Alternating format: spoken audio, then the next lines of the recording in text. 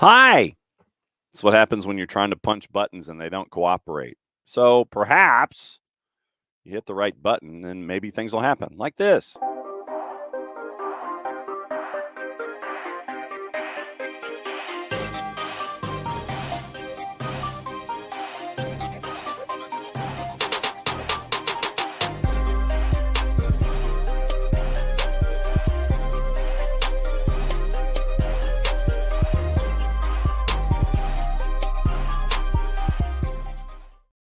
This is now officially dropped on Soccer's Morning Show here on the SDH Network. John, hear you there. It's going to be the standard stacked Wednesday. Tyler Pilgrim joining us in just a little bit from our buddies at Scarves and Spikes. We'll find out about what their week has been like, what feedback has been for them after match week number 1 for Atlanta United as we get ready for match number 2 coming up this weekend, involving Messi and friends coming to Mercedes-Benz where the upper tank is open.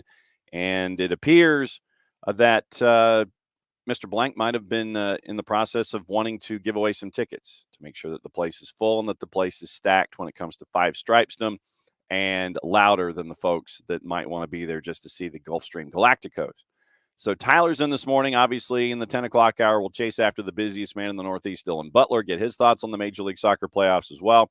And then, obviously, chase after one of the busiest folks when it comes to college soccer in the USL Super League, Marion Crowder. We'll see if we can catch either of them and their proverbial comets by the tail coming up in just a little bit in hour number 2. But hour number 1, obviously, is going to be discussing a lot about MLS Cup playoffs, discussing what we talked about yesterday in the elongated reffing down here segment, and what happened last night. Last night had a couple of surprises that were attached, and we'll get into that coming up, obviously, in just a little bit. Opening kickoff, once again, brought to us by our friends at Kickoff Coffee and kickoffcoffeeco.com. That's your QR code for those of you who are watching us, however you are watching us this morning, whether it's on the YouTubes, if it's on the Twitch, or on the 280-character app. You hit that QR code, then that takes you into our friends at Kickoff Coffee and kickoffcoffeeco.com. When you check out, don't forget to use the code SoccerDownHere15. You get 15% off your purchase. They, in turn, take 10% reinvested in youth games, youth initiatives, stuff that they have earmarked as cool, as our buddy Carlito says, at Kickoff Coffee and kickoffcoffeeco.com.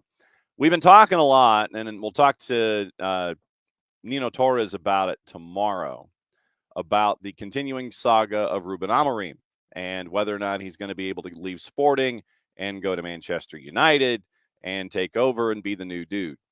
So it appears that you're getting closer, but it isn't going to be like done. And that's what we've got to kind of keep an eye on here. So Manchester United can sit there and wave their hands in the air like they do care in trying to track down Ruben Amorim and bring him in. You can trigger a release clause all you want. Came out to, I think, $8.3 million. And they want him in place for the match against Chelsea on Sunday.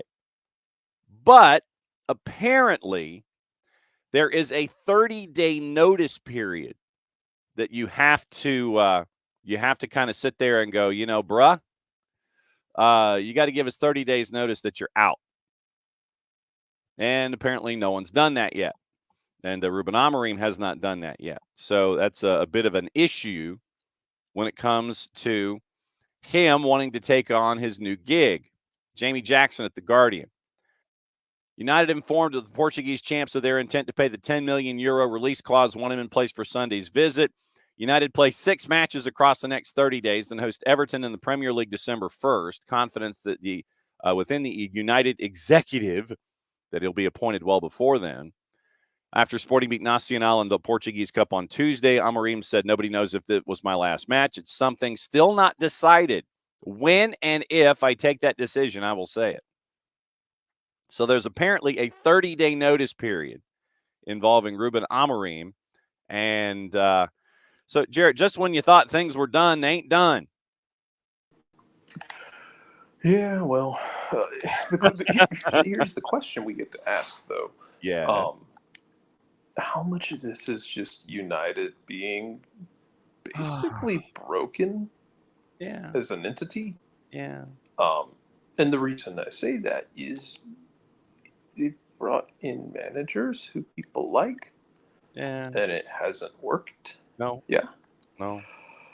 So, is this just another manager that's going to get broken by them? Like, what's the dealio?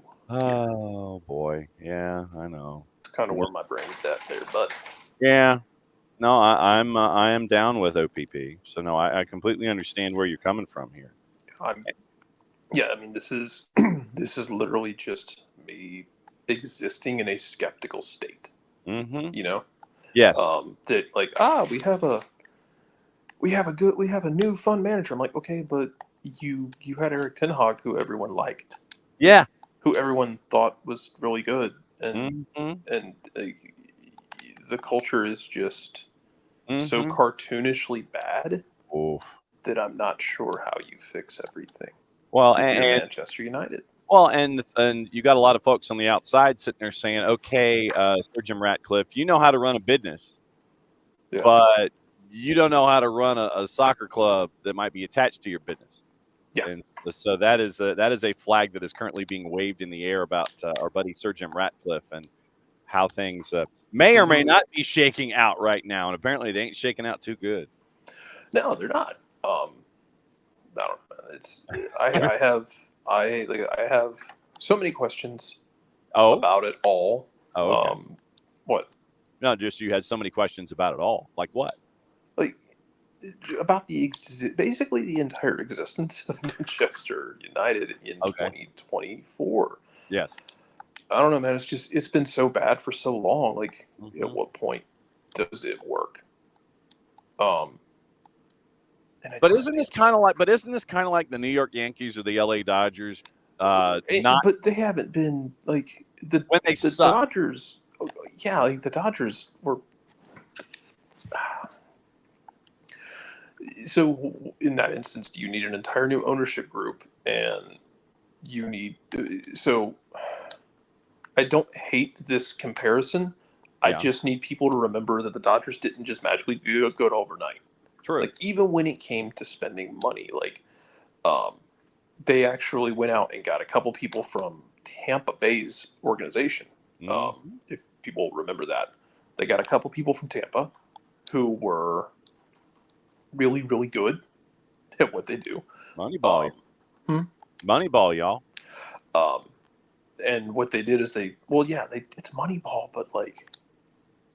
but they took people from Tampa with the idea of, we're going to take this Tampa's ability to go get people who are really good and to kind of like find talent below the surface. Yes. And we're going to apply it to, we'll find talent below the surface, but then we'll also pay that talent literally all the money known to mankind, while also going and getting international free agents and making trades and signing people to big contracts.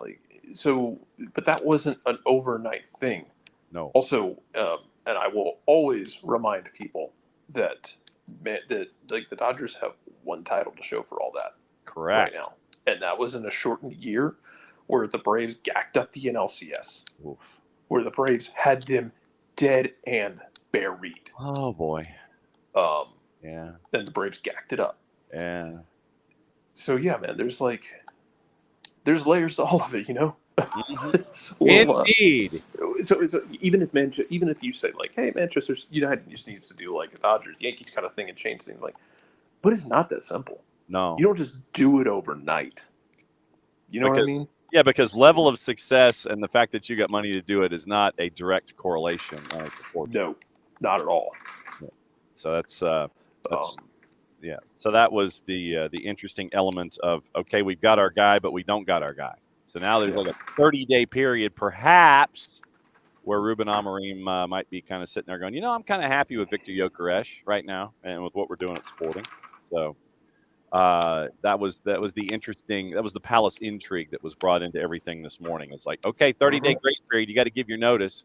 Well, okay. Now it gives him time to think, do I really want to deal with all this nonsense? And when you give folks a window, you give them time to think about it. That's when traditionally things kind of go a way that you may not have. I wouldn't want to I ain't playing with that stuff. No, if you believe that the issue at hand can be solved by just throwing more money on it, then aren't you just like contributing to the same damn problem that has existed for a long ass time, that organization? Yes. Like they've been throwing money at their problems, since Jesus wore sandals. That's you're saying that's like a week and a half ago. Yeah. It hasn't worked, man. No, it has not. So whatever. Yeah. So let me hit the QR code and we'll bring in Tyler because it's that time. Actually, I've delayed over a minute. So there's your QR code once again from our friends at Kickoff Coffee and kickoffcoffeeco.com. That was opening kickoff, discussing maybe second thoughts or the opportunity to have them allowed into the head of Ruben Amorim. Hit that QR code, start your day, and kick off your day with our friends at Kickoff Coffee and kickoffcoffeeco.com. Don't forget to use the code SoccerDownHere15 when you check out. You get 15% off your purchase. They, in turn, take 10%, reinvest it in youth games, youth initiatives, cool stuff from our friends at Kickoff Coffee and kickoffcoffeeco.com. Okay, there you go. That's your QR code. Now, Tyler. Hi. Howdy. So, we were discussing Morning Forecard. We were discussing the now apparent 30-day window that you got to give notice. If Ruben Amorim is like interested in going to Manchester United, Manchester United pays the exit fee, the release clause of like $8.3 million, 10 million euro to you and me. And now apparently it's like you got a 30-day waiting period. It's like it gives him time to think, do I really want to deal with all this crap? Do I want to stick with a club that's at the top of the ladder in Portugal, kicking everybody's ass, and I got a striker that's going to bring this club like $9 gazillion when we put him in the transfer market? Do I really want to go to Manchester United? Now he's apparently got 30 days to think about it. Yeah, just because it's Man U, it's not the 90s anymore, guys. This is not what it was. I mean, that's one of those jobs anybody would go for, right? But yeah, I don't know, man. That's a dumpster fire if I ever saw one. So I think you're being offensive to dumpster fires currently. I am. I really am. Hey, best of luck to him, but that's 30 more nights of second thoughts. Thinking about it, it's like, do I want to keep kicking ass in Portugal, or do I want to deal with all that ish over at Manchester? All right, so we can go ahead and start with let's be topical. Let's kind of work backwards a little bit. MLS playoffs, we had those last night because that's what our television programming overlords at Apple wish. They want to have matches every single night. So we get new episodes of this mini series that happens and it draws folks. I don't know what it is, but when a match starts a little before 7 o'clock, that screws up my clock. Because it's like, I'm thinking, it's like, okay, wow, this game's over. This game's kind of getting over with. And then you look at it, like you're at halftime and it's like 7:40. And you're like, damn, okay. My whole clock is screwed up with these 6:55 kicks. I had to round up. I'm not a big fan of having to round up. No. Yeah, it threw me off the day before as well. I was like, I don't know, man. Why can't we just keep things like, why aren't we changing times this much? I understand the days. Why aren't we messing with the times? Because hey, it's like you want to get those two in there. You want to make sure that you get the penalty kick shootout done in case it goes 21 rounds. And then, I mean, last night you almost had that collision because of the penalty kick shootout. And then it might have been like a 2-minute carryover with a 9 o'clock kick going on in Utah. But last night, would this safe to say in your mind, before we bring Jared into the discussion about last night, was this the first legit surprise on the board for you? Yeah, I think so. Because the other ones I feel like could have gone for the most part either way. But did you ask me anything about the playoffs, I would not have had Columbus losing that first leg, especially not to the Red Bulls, and especially not considering that the Red Bulls had a grand total of 22% possession. But they don't care. They don't care. They did their job. This was the, I'm going to put on my big boy pants and go to work and hold on for dear life. You nicked one goal and then you held on for dear life. That's all you do. I mean, Jarrett, that's what Red Bulls do. You give them a lead and they're just going to sit there and form a line of 32 and you try to get past it. But we talk about it all the time in MLS playoffs. The most important number is that 0 you put on someone else's board. You can't lose if you don't give up goals. And however you do that, if you get your crossbar wrong 3 times, if a ball deflects off of your defender's face and over to defuse a threat, whatever it takes, Mm-hmm. You just keep that 0 posted. Literally all that matters, man. And that's what you got to do. You got to make sure that you keep that 0 up on the board. Yeah. You're good to go, man. I did not. I knew it was bad, the possession numbers, Tyler. I knew that it was lopsided. I did not know by the end of the night that it was that lopsided. But once again, that doesn't surprise me one damn bit. It was quite lopsided. I mean, that's what Red Bulls. That's their book, right? They All don't got cooties is basically their offense. They don't care about the ball. Not a single bit. Not even a little bit. The problem is, the Red Bulls, if they had a world-class striker, they would be one of the best teams in the league because they're really good at doing what they need to do, which is turn the ball over in dangerous spaces. They're great at it, but they just have had trouble finishing for the past couple of seasons. But you got the one you needed last night, and then you held on for dear life, like I said. And, I mean, look, when you're going up against an opponent that is admittedly better than you, you got to play ugly football, and that's exactly what they did. Ugly football. I think you're being kind. You can call it whatever you want, man. It is a win, and now you get to go back to Red Bull Arena and with a chance to eliminate the defending champions, which is hilarious because then we just get to discuss that, hey, MLS is a really hard league to win back-to-back titles in. It doesn't really happen. It's hard to have a dynasty like when Seattle and Toronto were, trying to meet in the finals every year for a minute there. Like, it's so hard to maintain that. And so now Columbus, who looked completely and totally frustrated like everybody else when Red Bulls have a 1-goal lead. I mean, literally it was round the horn for like the last 25 minutes. It's like, okay, left to right, right to left. They were playing windshield wiper offense. Literally, it was like this. I mean, it's like one side to the other trying to figure out what to do.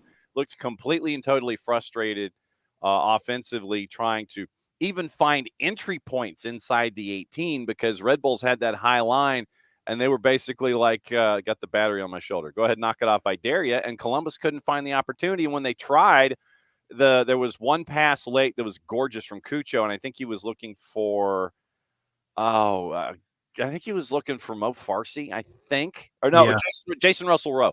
The one that just went right over the edge, and he missed Jason Russell Rowe by about a foot, and it goes past Rowe, and it ends up being a goal kick by the time of it. But entries, they had to be crisp. They weren't all the time. You could see the frustration on the wings from guys like Shiberko and Mo Farsi, and it was just a frustrating night trying to get anything done for Columbus, but that's what Red Bulls do. Red Bulls do that happy dance and sit there and go nanny, nanny, boo-boo, and Columbus couldn't do anything.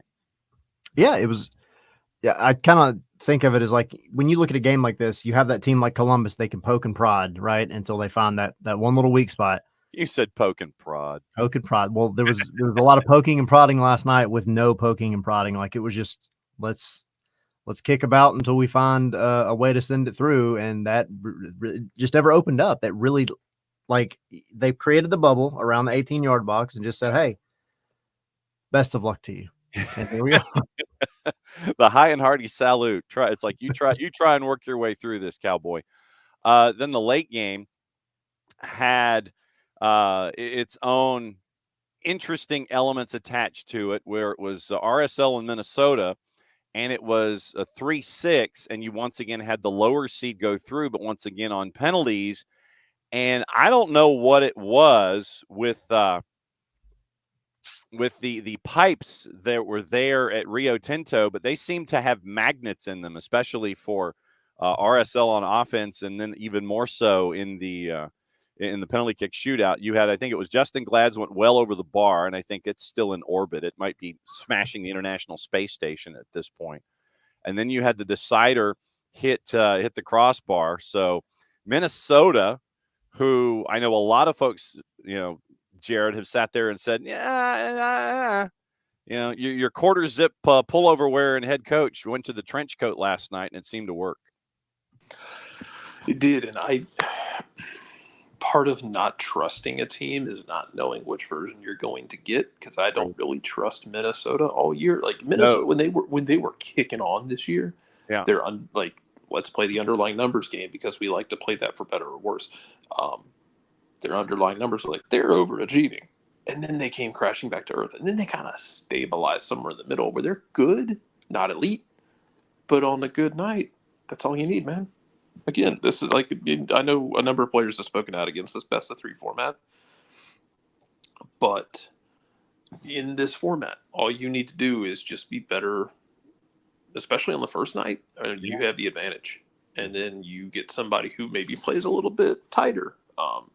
Forward to, I think it's 4Card's question about where are the goals. Like, man, it's playoffs. Yeah, teams get tight.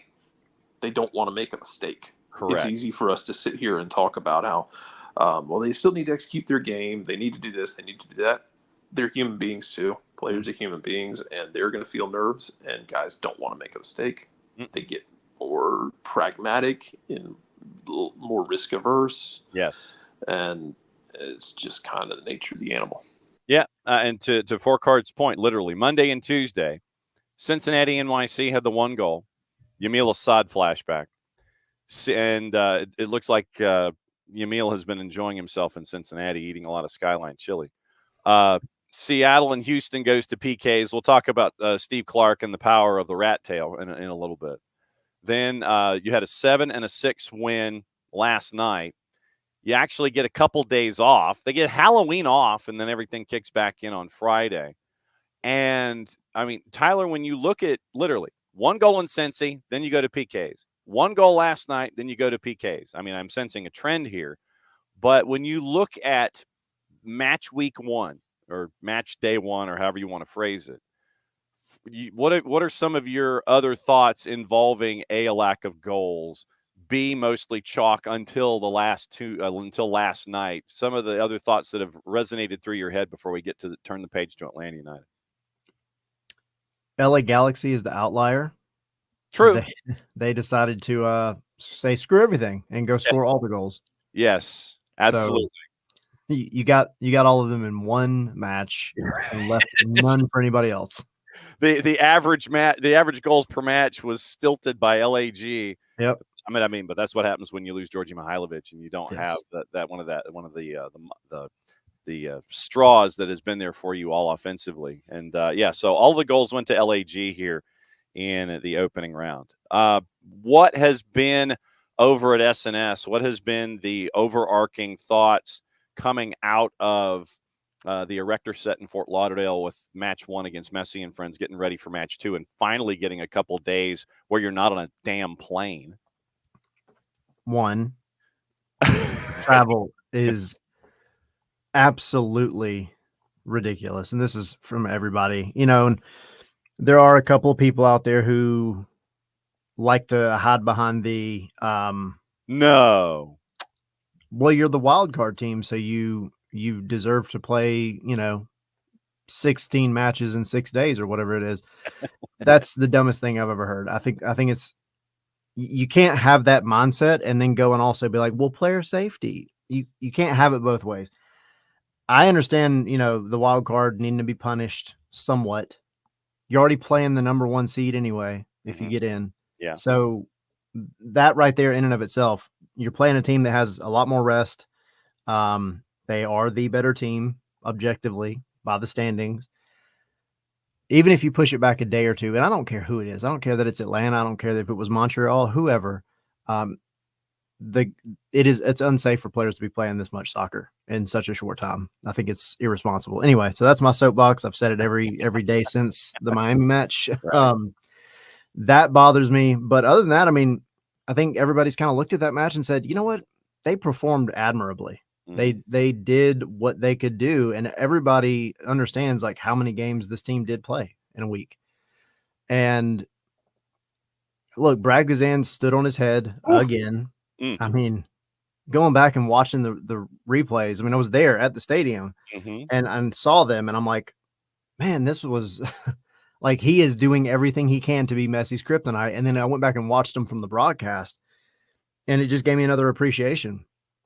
He gave his team a chance, and unfortunately, they couldn't quite pull out that second goal to get the equalizer, because I do think had you got that and then went to penalties, I genuinely feel like Atlanta would have snuck that out in penalties. Yeah. Because they just have that kind of belief mentality. They've had it in Orlando. They had it in Montreal. And they weren't upset at the loss. It felt like it. They were disappointed that they couldn't pull that third in a row, but they weren't deflated. I think they were just ready to get back home and go to sleep.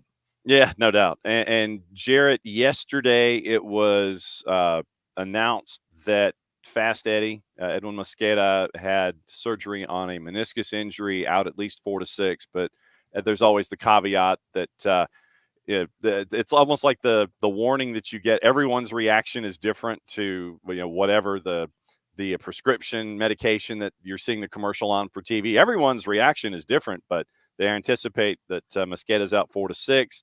I don't think we had Lennon or Steon Gregerson out at practice yesterday for Atlanta United.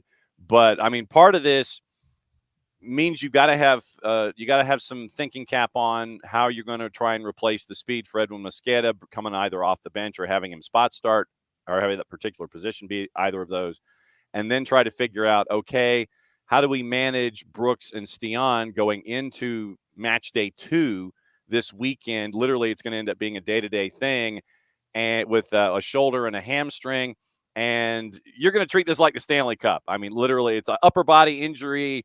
Probable. That's what I'm anticipating with anyone this time of year when it comes to the postseason. I think you're being too kind about it, and I think you're thinking too far in the future, and it's unnecessary at the moment because you have to think about every game like it's your last. Right. And you have to treat it as a situation of, can you go? Good, you're going to go. Give me as much as you can. Mm-hmm. Oh, we don't know what you're going to be able to do next week if you go. We'll cross that bridge next week. Right. Because if we don't get it done, you're going to have a lot of time to rest before the start of the 2025 season. Mm-hmm. So, I mean, you're not going to put someone out there to cause long-term injury, obviously. No. But you can't think about it as, in my opinion, you cannot think about it as, well, we need him ready for game 3. Well, you got to win game 2 first. Yep. You need all hands on deck for game 2. Then you deal with game 3. People are still banged up. If you get through game 2, let's say you get through game 2 and game 3, and we get the most hilarious outcome, which is Columbus and Miami are both out of the playoffs. Ooh! The funniest scenario humanly possible. Blowing up pools all over the planet. Good. I hope everyone cries. I want to see everyone on MLS digital media in funeral garb. That's my man with chaos bringing it this morning. I love it. I want to see them dressed like they are mourning the death of a prince in 1834. But let's say you get through game 2. Okay, cool. It's all hands on deck game 3. Let's say you get through game 3. All hands on deck for the next game, because from there on out it's one-offs. Yeah. Every game is your last. You can't think about how do I manage a guy for the future? You got to manage it for right now. Which means, hey, if Brooks, did we get a diagnosis on Brooks? No. Like I said, this is like Stanley Cup time where it's like upper body injury probable. Well, I mean, hopefully it was a separation, and they just went and did scans on him to make sure he's good. Yeah. Just tape and harness that thing up, and just ask him, what can you give me? Yeah. And then take that. Yeah. Ask Steon, what can you give me? And then take that. Yeah. Take whatever you can get from everybody. Because, Edwin getting his meniscus fixed, which sucks for him because Edwin had such a weird year where he came into the season as that super sub vibe. It seemed like that was going to be okay and that was going to work. Then he really kind of fell off. But I thought in the last month he'd picked it back up and he had started to look like that super sub guy who could be a game changer in the 70th minute of games. Bring him on for 20 minutes and he can just light up the chaos grenade and just throw it in there. But now it's Tyler. How much do you want to press against Miami? Because Tyler is a great defensive winger, defending on the front foot. Is it him? Is it what can Shande give you? He's been battling a foot injury all year. And a lot about Shande makes sense when you realize he's been battling a foot injury all year. It gives, to Tyler's point, he almost got you that second with that little outside of the foot shot that just missed the post. Mm-hmm. Can he do playoff Shande things in game 2? Yeah. Luke Brennan's got to be part of the bench, I think. Yeah, I need everybody, all hands on deck. I want to know how much Saba's going to have in the tank. Mostly because Saba doesn't stop moving. Doesn't stop running on a good night or a bad night. He works his ass off. He also hates Miami. Yeah, See, that's always a good there's motivator. that. Yeah, he has like a very Freddie Freeman versus the Mets kind of thing going there. Yep. Actually, it might be Freddie Freeman versus all of New York now, because now he's homered in 4 straight games against the Yankees in the World Series. But how much does he have? Like, because everyone has a limit. How much does he have in the tank? And you're just all hands on deck. You might just be throwing out like, hey, we're going to have to go 5-3-2 and play Rios and Jamal together. I don't know, man. Like put Steven Herlock or one of the Academy kids in like a mustache and a trench coat and put him out there over something. Have him like Bobby Valentine in the dugout with the glasses and the fake mustache. Like get Eric Centeno up here or something. Like whatever you got to do. Yeah. Just drag this thing across the line, man. All right, so Tyler, help drag this thing across the line. Obviously, you don't have Fast Eddie right now. You probably bring in Cool Hand Luke to be a part of your Game Day 18. Help drag this across the line. What would you envision here? Well, I mean, I think the timing is perfect because he'll be back just in time for MLS Cup. So that's 4D chess if I've ever seen it. Do we still have the idea that like if they win the cup, that Dax won't retire? Hey, look. If I'm not mistaken, Saba made him Saba told him like if we win the cup, you got to stay one more year. Yeah, I think that was it. I think that has been publicly recognized as a bet. So. I can't wait to see it. Hey, look, Saba promised everybody they were going to make the playoffs, and they went down to Orlando and did some voodoo and made it happen. Yeah. So, just saying. Do not doubt Saba the soothsayer. We're coming up with nicknames left and right on this show this morning. Hey, look, caffeine will do things, brother. Yes, it will. I mean, it's so the physios become the MVPs, obviously, in the postseason, especially on quick turns, and especially when you're talking about dings and how many minutes can you give me. With no Mosqueda, what are you staring at? What are you staring at 18 wise and possibly starting 11 wise here? I don't know. I've gone back and forth a lot. How many pieces of paper have you burned here?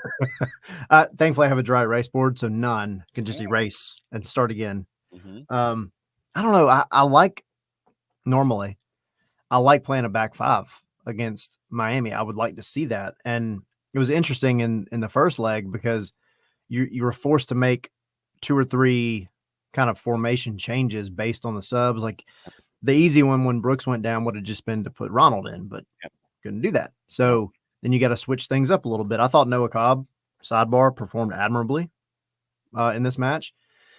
You've got center backs, and your center back core has been actually your most consistent group, and of course Brad, your most consistent group throughout the season. So you need to lean on them. You've had to lean on them to get where you're at now, in the playoff game / decision day, which was a playoff game. I mean, trust in the guys that have been there. Derek Williams absolutely was all over the place in this Miami match. So you take your strengths and then let your guys like Saba go. Let Pedro get up high when he needs to because he's been absolutely outstanding. And then you just got to figure out a way to hold it down in midfield, get a little bit more speed, and be just be more clinical. I hate to use that word, but be more clinical on your transition moments because you've had them. You're creating those moments when you're defending, but then they peter out. They're so ineffective a lot of times. And so I think if you're going to do it, you have to focus in on, again, what your strengths are. Defending, you've done it well, and then hit on transition. And I know, again, it's ugly football talking about Red Bulls earlier, but you got to do what you got to do. Look, bottom line is you got to get a series equalizer, and if it ends up being 1-0 and ugly football, but you end up getting the Duke and taking it to a match day 3. I mean, yes. So what at this point of the year? Jarrett, the relationship that we've seen from Pedro and Saba seems to be somewhat, it's either telepathic or telekinetic. I think it's telepathic. Telepathic. Yeah. So yes, telekinetic would mean they were moving each other with their brains. That would be cool. Well, I mean, you That never. feels more cool. like what Messi and Alba have. Like theirs is telepathic, but it feels like they can also manipulate each other's physical forms into space. Well, they can not shapeshift all they want on Saturday night, but the relationship that That's we've a seen, completely different power, but okay. yes, transmogrifying and figuring out all that stuff. That's Calvin and Hobbes. Yeah. So we're mixing our metaphors, but that's not a surprise. The relationship between Pedro and Saba really has formed into something where it seems like Pedro knows where Saba's going to be on any given moment. And you saw that in the equalizer again. I think it's 4 goals in the last 3 matches for Saba in the overall. So, and a lot of that's come from that left-hand side with Pedro Amador with the great lift. Yeah, so I'm guessing Pedro heard me a couple months ago, or a month ago, I guess now. Because one of my expectations was I wouldn't be surprised if Ronald moves on. I would love Ronald to stay here as a depth piece at outside back. If he moves on, I wondered do you go try and splash some money on a bigger left back and have Pedro be your kind of utility back who can just be the guy you lean on during a hard season where he's still going to get plenty of minutes, but he might not start every game. I guess he heard me or something. I don't know, man. Because like Pedro's playing like somebody who does not have any intention of letting anyone else play at left back. And I adore it. It's been an outstanding grab. Pedro has been amazing. Saba is still what I have said in that he is. I think he is kind of a Joe Johnson. To bring it back to the Hawks, because the Hawks are back playing basketball and infuriating me on multiple nights in a row. You can't lose to the Wizards like that, guys. Y'all beating the Wizards down all night and then just didn't. But where I think Saba can operate in spurts as as the guy. I think he is at his best, and he will be at his best when you give him more weapons around him. Give him a big name striker who is going to produce, a la what you thought you were going to get for Giacomakis before he left town. I still think you'll go get a big left wing because you got 2 DP spots to play with. Maranchuk, I think if you set all that up, and Saba can be more of like the Chris Bosh to everything. Yeah. Which Chris Bosh is still a fringe Hall of Famer. Don't at me. One of the most underrated big men of that era. Big men of that era, I should say. But he can be your one in spurts. And I think this is one of those times where it can work. And yeah, he seems to hate Miami. You're playing with house money anyway. Let that chemistry continue to develop because those are a couple guys who you feel like are going to be here going forward. And I'll also give flowers to Bartek Sliš, who I thought was up and down this year. But man, like when push came to shove, Sliš has stepped up. With Pedro, he has played 34 professional stats by club. 34 left back, mainly 1 in midfield with his tenure recently. But stats by club, Moreirense, he had a goal and 7 assists, but a lot of his time is at left back. And we've seen that rhythm. And, when you're in the playoffs, Tyler, it's rhythm guys. And we're seeing that rhythm right now with Pedro. And I'm not messing with that rhythm. I enjoy what I'm seeing here when it comes to Pedro and Saba. But now you're looking for those other pieces of rhythm to come in here. Where have you seen a little bit of rhythm where you'd like to see more rhythm when it comes to combinations and things like that? Who can party well with each other? So obviously the big one, like you just said, is Pedro and Saba. That was the question I had for Rob after that match that night. Like, kind of where did this chemistry come from? Has it been something that they've developed intentionally? Like, what happened? And he was like, we really haven't had much time to develop it at all. But he was like, flights, yeah. He was like, it's just one of those things that this is Rob. He said it's just one of those things that I didn't make this happen. They just kind of have gelled really well together. And So I was one of those guys that floats around, does what he wants to, and it works for the most part. So Pedro was just that kind of NBA jam. Was it NBA jam when they would say like he's on fire? Was that NBA? He's on fire. Yeah, that's how he is right now. I think Slish. I don't want to give a specific name, but Slish and then insert other. I would say Jay maybe. Yeah. Okay. Get both of them kind of clicking a little bit better. That to me, I don't want to call it the weak point, but it's just where you have so many quick moments and quick turnovers that a team like Miami will punish you from. And all the foundations, the building blocks, I think, for both of them to kind of play off each other are there. I just don't think they've quite got the connection where it needs to be. But I don't see that being something that's not fixable. It's not like you've got guys there that just aren't clicking at all. Yeah. But they just, you're on like your fourth type of football this year. You went from one in the beginning of the season, you Pineda, and then the transition, Rob getting settled in, and now Rob winning. And it's like, what are we trying to do here? What type of football do we want to play? And that is always going to be the hardest on the midfield, because the midfield's supposed to dictate everything anyway. And they need to know what it is they're dictating. And sometimes it just kind of feels like we're just here hoping to progress the ball that way. Now, it doesn't matter how it gets there, but we're just trying to move the ball that way. And it does seem like a lot of times there's a little bit of a, oh, I thought you were going to be here, but you were actually 10 yards ahead, vice versa.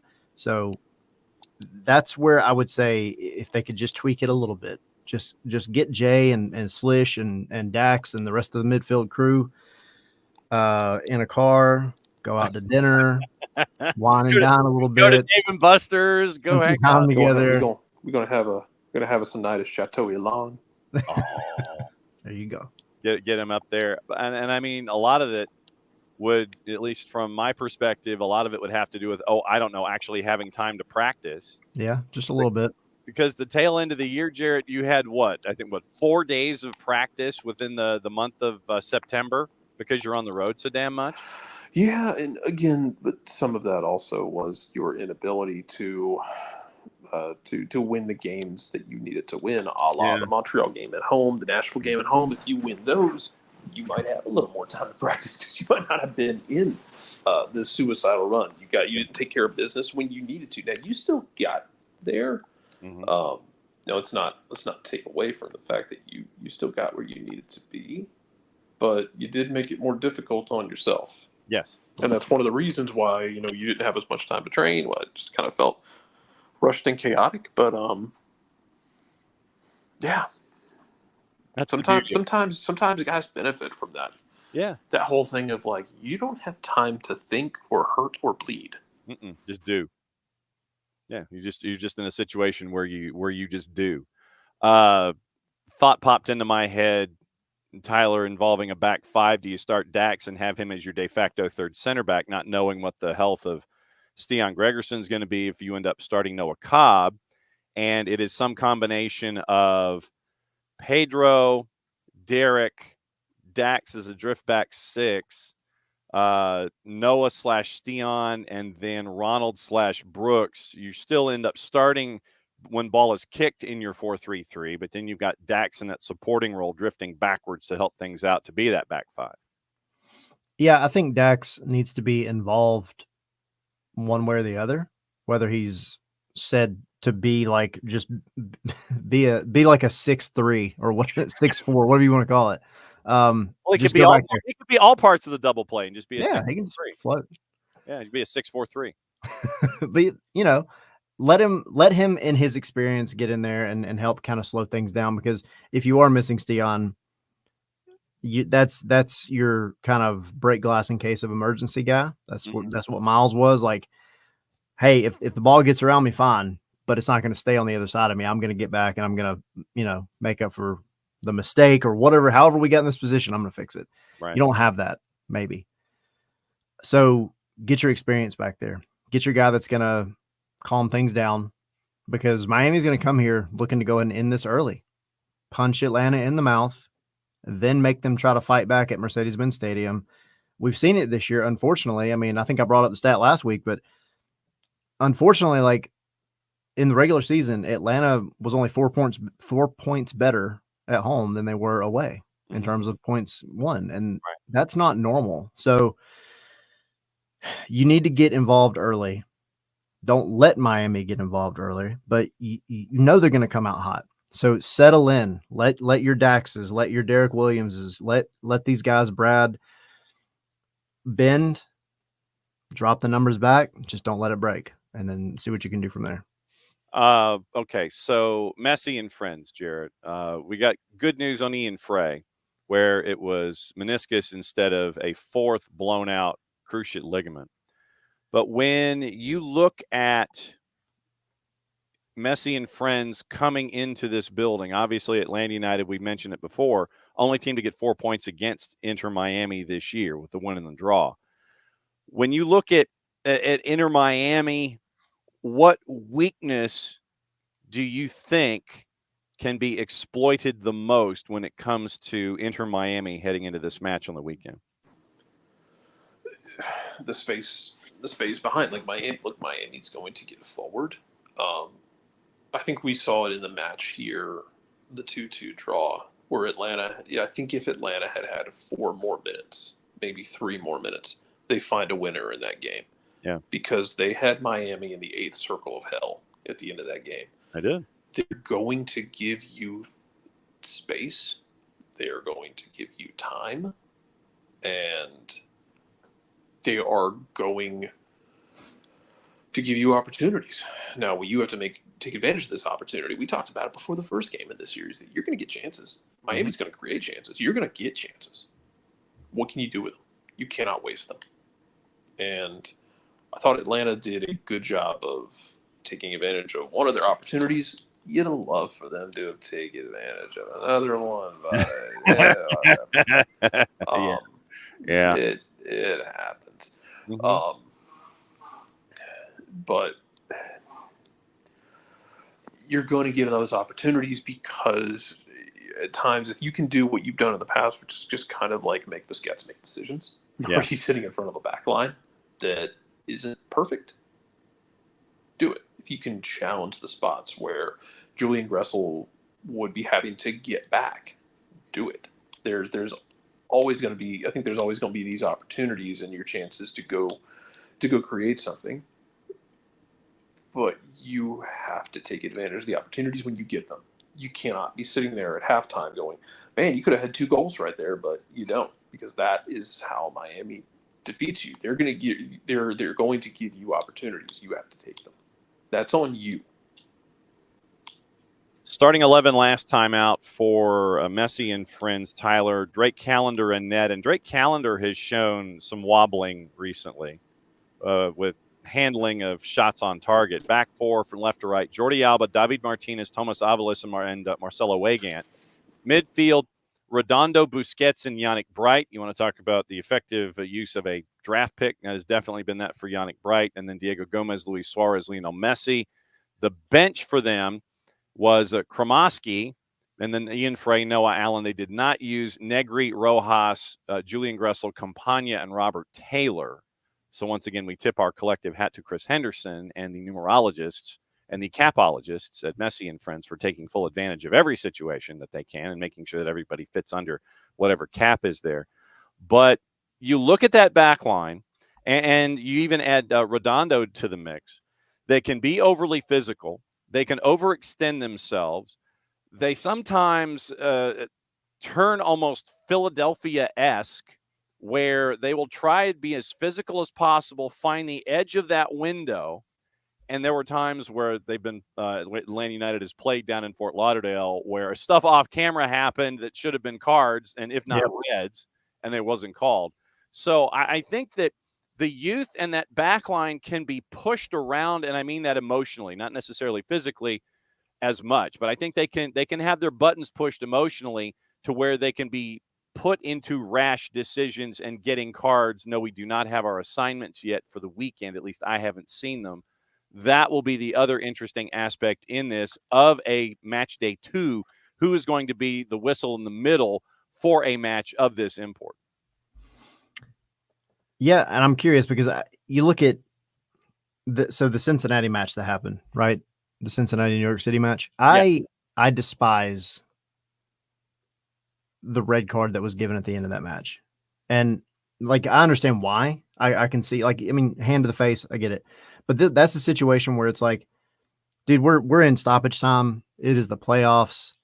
This could have gone either way, so let it go the lenient way. Don't alter the second leg of this you know, playoff series because of a little bit of contact and Lucho Acosta playing it up. That's the ref that I don't want. That kind of ref. Let them play. Let this game play out the way it needs to. Of course, get involved when you have to. You know, Luis Suarez is going to throw himself on the ground a few times. Yes. Easy. I mean, it's going to happen. His teeth maybe a little bit too. Whatever. It's fine.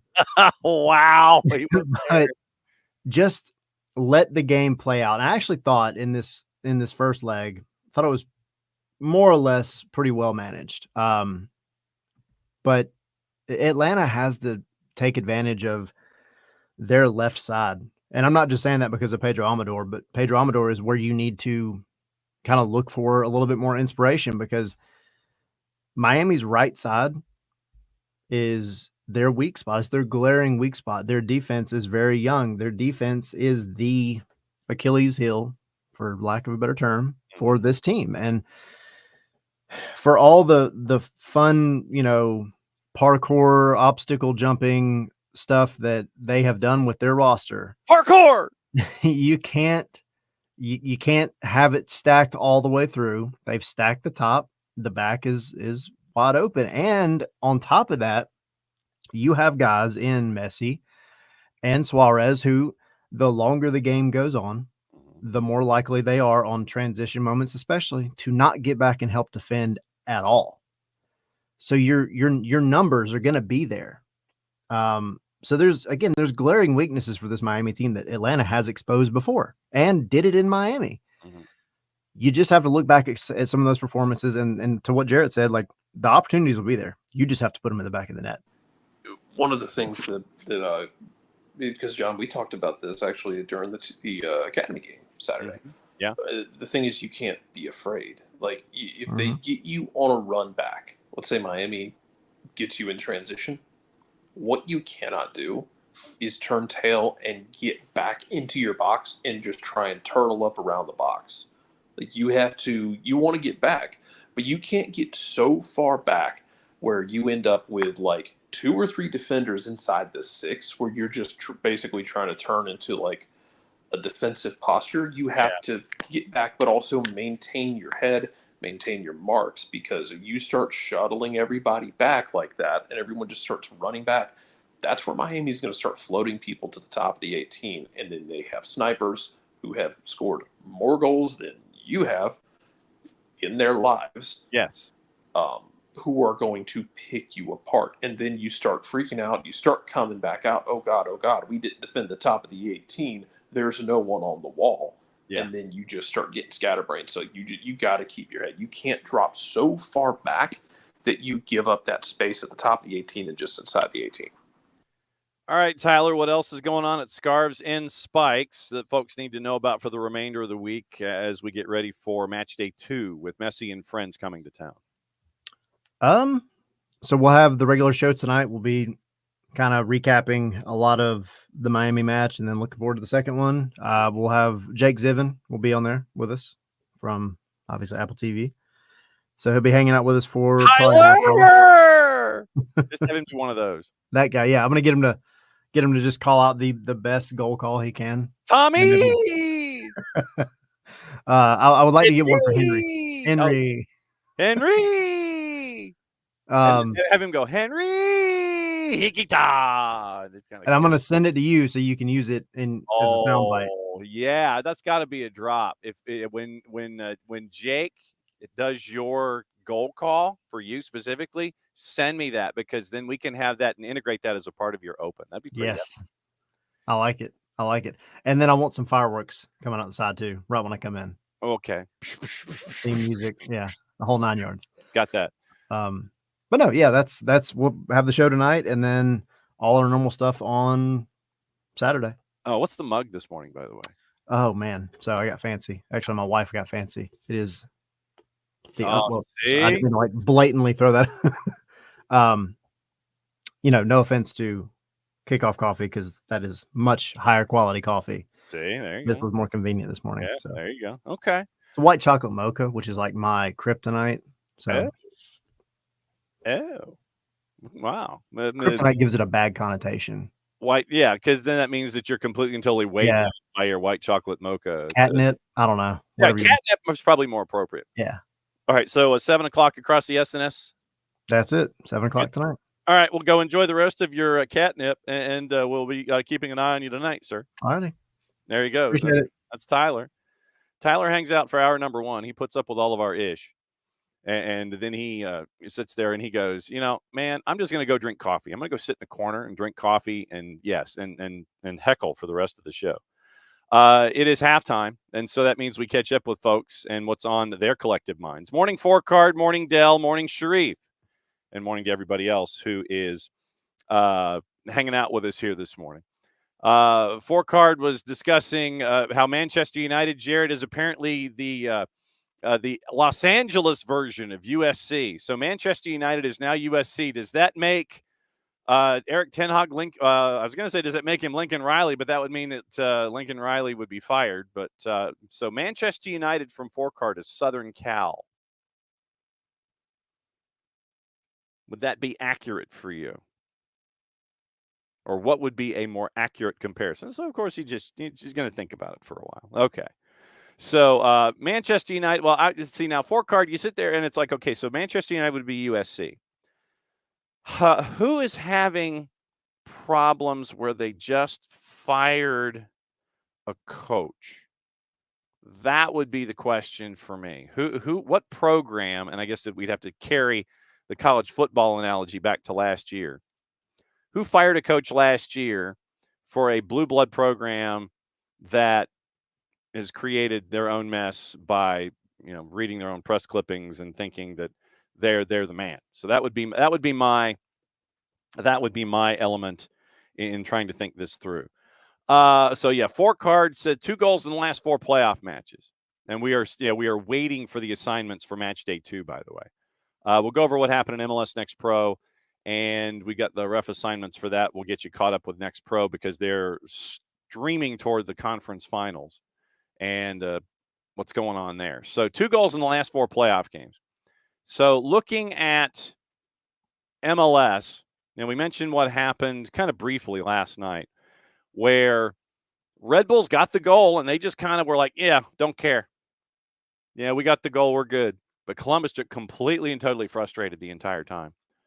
And it was it's what you would expect from, first off, it's what you would expect when a 7 takes a lead on a 2 on the road in a best of 3. Literally, it's like, all right, what we're going to do is we're going to get the lead. You literally saw a line of 5 and a line of 4. Last 20 minutes, right on the edge of the 18. High line, the whole schmear. Line of 5, line of 4, and then a forward that they could, play with in transition and just launch something long. See, yeah, and then Salt Lake and Minnesota, 2 great keeper performances from Zach McMath and Dane St. Clair, and especially in the PKs. But, yeah, RSL had the opportunity to put it away, and they end up putting it in orbit, and then you hit the crossbar in frame number 6. So it went past 5, went to 6. 5-4 your final. Minnesota goes on, and they can close things out at home this weekend. So to give you a couple of days rest, Friday, it's Charlotte hosting Orlando in the 4-5, and then Colorado hosting LAG in the elimination game at Dick's Sporting Goods Park in Commerce City, Colorado. Yeah, Rich, we'll get into that definitely. And then Saturday, everything kicks back in NYC, Cincinnati, and Atlanta, and Messi and friends. So that's where we are involving that. I know. But the thing is, in the postseason, literally, it's like we got a lead. If we're the road team and we get a lead on the road, you're shutting it down. You're trying to do whatever you can to suffer, get out of town, so you get a win, so you can win it at home. That's what you're seeing here with all of this. I mean, it is not the most imaginative stuff on the world, but in the last 2 days, you got 4 goals. In the last 4 matches in the last 2 days, you got 2 goals.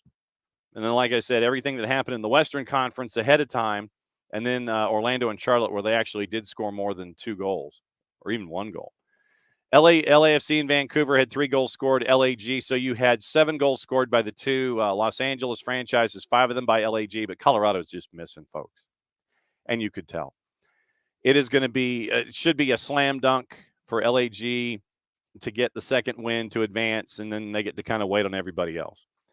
LAFC and Vancouver, that's going back. That one could be tricky when you look at these match day 2s that are coming up. And that's the thing for me is that you could have some tricky match day 2s. I think that going to Vancouver could be a tricky match day. You've got right now, and this is just early returns, and obviously we'll monitor this as we go. For the next go-round in match day 2s, Charlotte's favored at home on the plus side against the purple team. Rapids are a home dog, no surprise, against LAG. LAG is a plus 125, so you can still get them on the plus side going through all this stuff.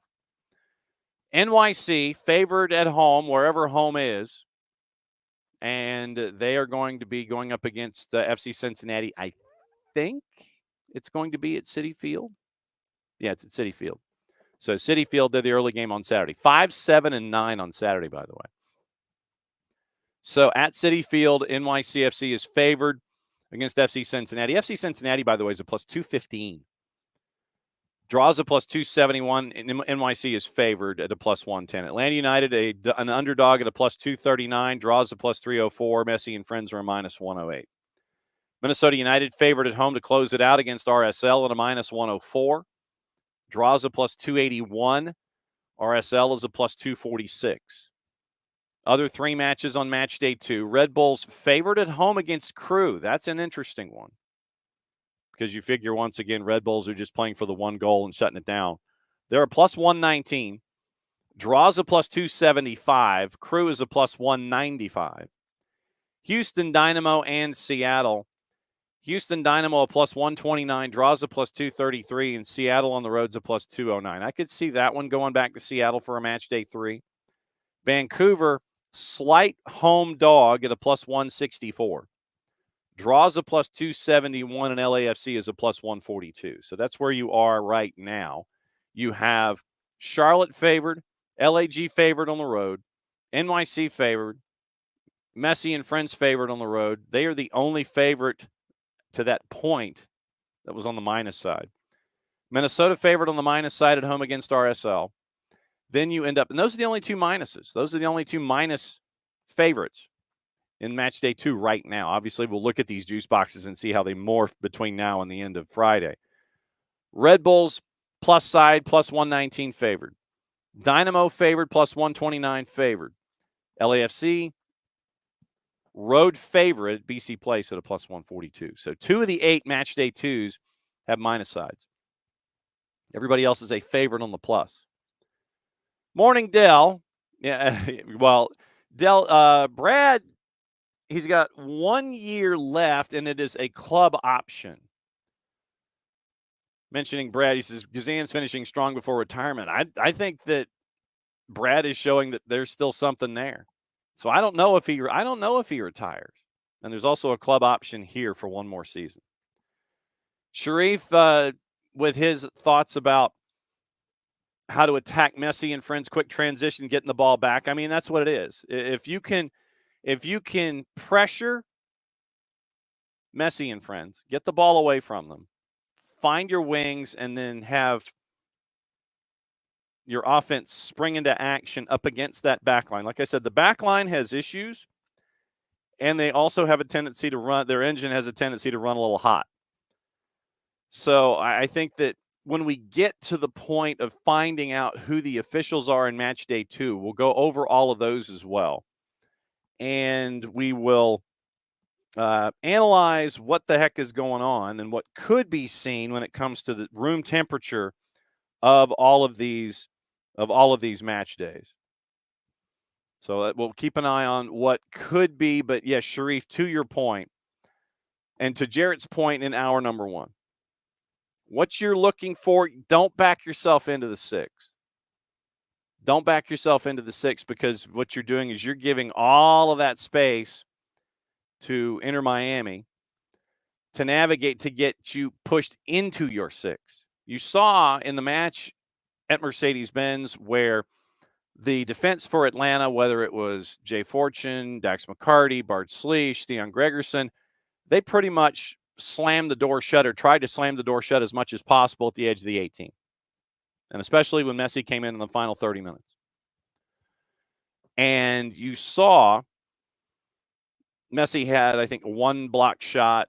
Really didn't have a whole. And the thing is that you look at Messi's numbers from that 30 minutes when he was in against Atlanta United, he didn't have a whole lot of numbers. Didn't have a whole lot of shots. He was collapsed upon. He and Busquets didn't have a whole lot of integration with one another and didn't have a whole lot of activity inside the attacking half in the first place. So you take that template, make sure that Busquets doesn't have the space to create. And you heard Michael Parker's on Friday. If he sees one more cutback cross from the Gulfstream Galacticos looking for Messi, they're going to drive him crazy. And go back and listen to that interview on the network. But you're looking right now at making sure that they don't get behind you. First off, set the line at the 18. Then once you see either Messi gets the ball anywhere close to, say, 25 to 28, you collapse on him. Like I said, Jay Fortune, Bart Sliech did a great job of that when he came in against Atlanta at Mercedes-Benz.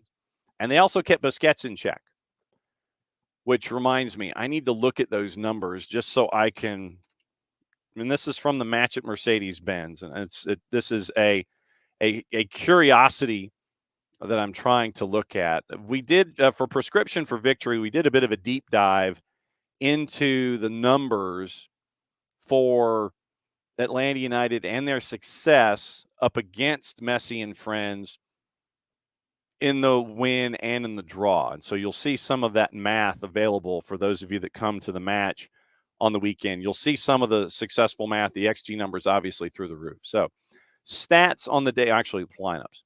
So lineups on the day for the 2-2 draw, because remember, Messi did not start. Came in for the final 30. It was Calendar and net. Negri, Krivtsov, Frey, Weigand was your back four. That, to me, is a back four that could have been taken advantage of, and they were. Kromoski, Yannick Bright, David Ruiz, Robert Taylor, Campagna, Julian Gressel. So for the substitutions that came in, you had Messi come in, give you 30. Jordi Alba came in, gave you 23. Redondo came in, gave you 23. Ryan Saylor came in, gave you 10. So I'm going to have to go back and look at the game in Miami. So Messi came in. Let me get Messi's numbers from the matchup. 30 minutes, XG plus XA is a quarter of a point. One shot in 29 minutes. And the shot was blocked. One shot on target, one shot blocked. 2 for 2 on the dribble. 18 to 20 passing on 27 touches. Had one key pass, one long ball, won 2 of his 4 ground duels. Lost possession 4 times. And that's from that pressure that we saw from Fortune, Sliech, Gregerson, etc. That's what that pressure was. So, literally in the couple of minutes when Jay came in, he had a quick interaction with Messi, and then it was swapped out. But Dax was there as a part of it. Steon was there. Derek was there. Bart was there. Kept Inter Miami in check the entire time, especially in that final 30 minutes when you had Tata Martino basically throwing all of the big names out there to try to flip a result. Jordi Alba, when he came in, 2 clearances, a block, 1 dribble past, 1 error that led to a shot. 7 times Jordi Alba lost possession in 23 minutes. Once again, it goes back to that pressure. Redondo coming in for Robert Taylor. 31 touches in the midfield, 26 of 28. 1 shot off target. One successful duel, lost possession twice, 1 pick and 1 tackle. So let me go back to the matchup involving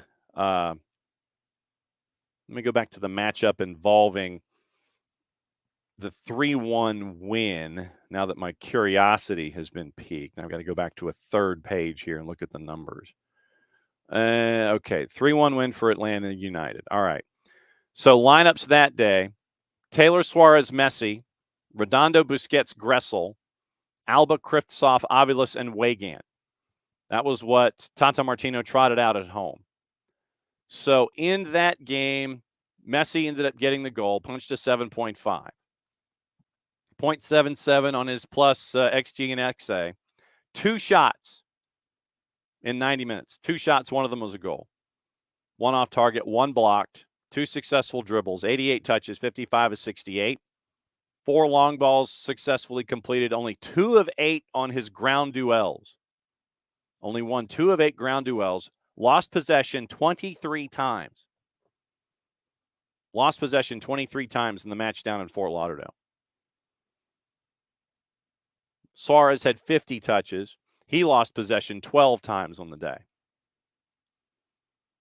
Since I'm on a roll, Sergi Busquets, 7 of 11 on his ground duels, did not win a 1 in the air, lost possession 5 times, 5 tackles, 3 dribbles passed. But you look at that lineup, and then he goes with Tata goes with substitutions. He only substituted Rojas for Gressel and Campagna for Robert Taylor. So that's what happened in the match where it was the 3-1 win for Atlanta United. Game stats in the 3-1 win: XG 3.63 to 0.67, and they only had possession 39% of the time. 4 big chances, no big chances for Inter Miami in that game. 25 total shots to 12. Like I said, we go through these numbers for Prescription for Victory, and you'll see that for those of you that come to the match on Saturday night. We look at these 2 games, we do some math, and we kind of look at some tendencies from those 2. Brad had 4 saves. Calendar had 5. Atlanta only committed 7 fouls on the day of the 18 that were whistled. 18 tackles compared to 16. No yellow cards on the day. But a lot of the activity for the home side was in the middle of the pitch. Accurate passes, 42% of the accurate passes for Inter Miami was in the middle third. 36% in the attacking third, 22% going from left to right, or in their offensive push. So that's what happened in the matchup in Fort Lauderdale, the 3-1 win. And so, like I said, when you come to Mercedes-Benz for Prescription, we go over the math, we talk about Saba and Pedro Amador, and we go over all of that particular activity to kind of look for tendencies. But basically, if there's a window, shoot. Because I think Calendar has been challenged from distance recently, and he's had problems, whether it's screens or surface or what have you. But I think if there's a window, shoot it. Don't be afraid. It's nothing wrong with being a little selfish sometimes, and when you're trying to get a series equalizer in a game state, nothing wrong with being selfish. Shoot it. Window's there, shoot it. You got space to work forward, bring it forward. If that improves your angle and gives you an opportunity, go for it. But once again, if you're outside the 18, you're like 20 or 22 away, and you think you got something there, go ahead and fire away. And I think that's something to look into when it comes to the matchup upcoming. Rich mentions Union 2. Let me mention today, obviously, traditionally, we have Dylan Butler dropping by at 10 o'clock. Dylan, he made he gave me the numbers of everything that he has going on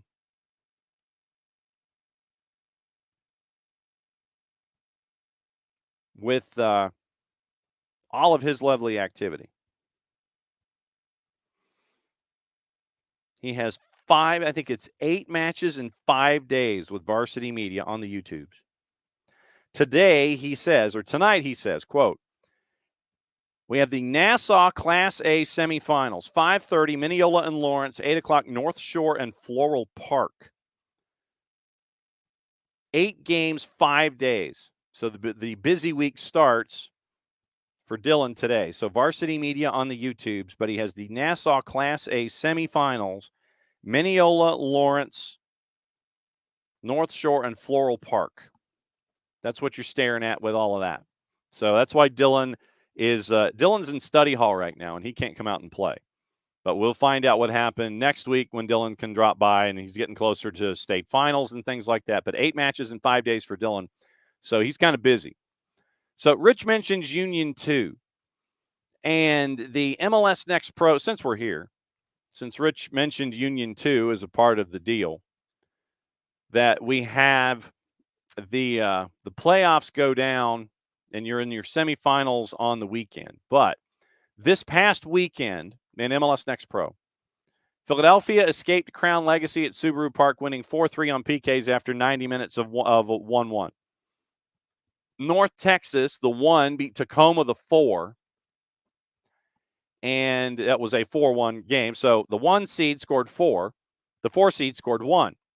4-1 your final at Choctaw. North Texas advances into the semifinals in the West. Chicago and Columbus was crazy at Bridgeview. Columbus won at 3-2. So Crew 2 advances. And then it was chalk continuing in the Western Conference as St. Louis City, SC2.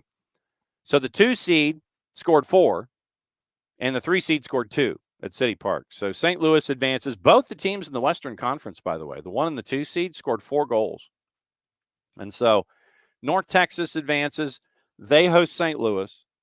Chicago advances. They travel to Philadelphia to take on Union 2 at Subaru Park. And by the way, Saturday semis in MLS Next Pro, 6 o'clock Eastern Time, Apple TV Plus, and MLSNextPro.com to check your local listings. Philadelphia, Columbus, Subaru Park, 6 o'clock.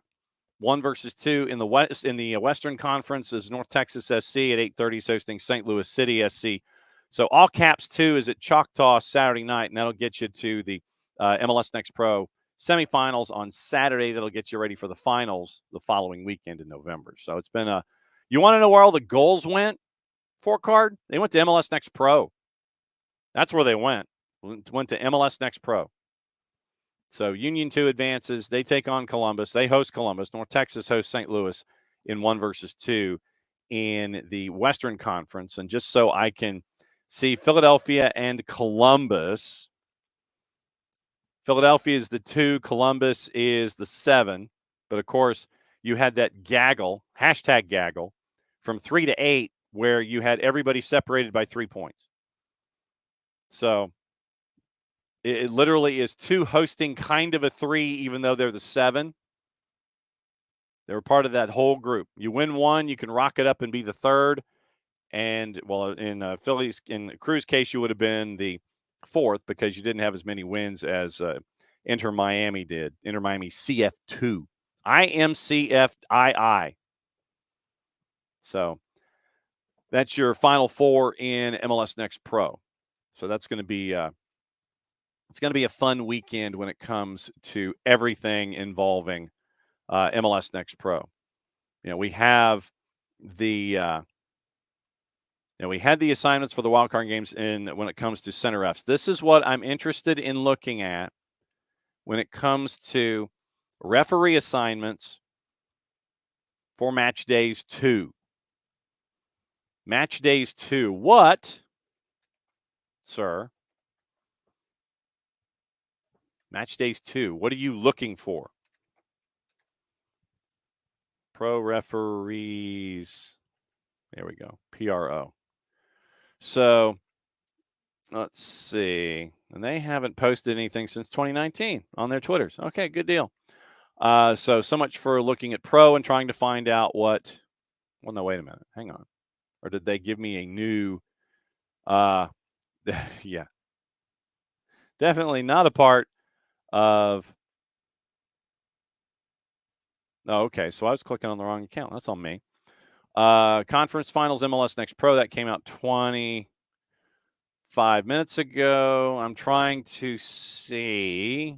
No, we don't have anything involving conference quarterfinals, anything like that. So no news out of pro as to who is calling what for match day 2s yet. I would anticipate, however, I would anticipate that you would have that kind of information coming up soon now that all of the match days are completed. So once all the match day 1s are done, you ought to be able to figure out what the deal is with everybody else very, very quickly. So that's the other element in all of this. I want to see what the refereeing assignments are when it comes to the activity in MLS. All right, so Bart, who is apparently, because if I remember correctly, Bart's real world blocks him from watching on Twitter, so he has to go to the YouTubes.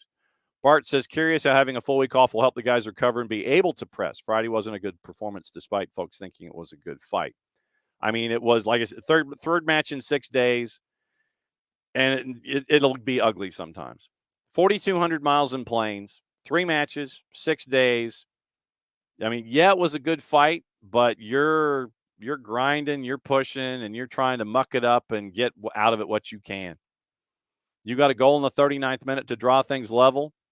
And then then you're trying to figure out, okay, who's got what left. You make subs at the half.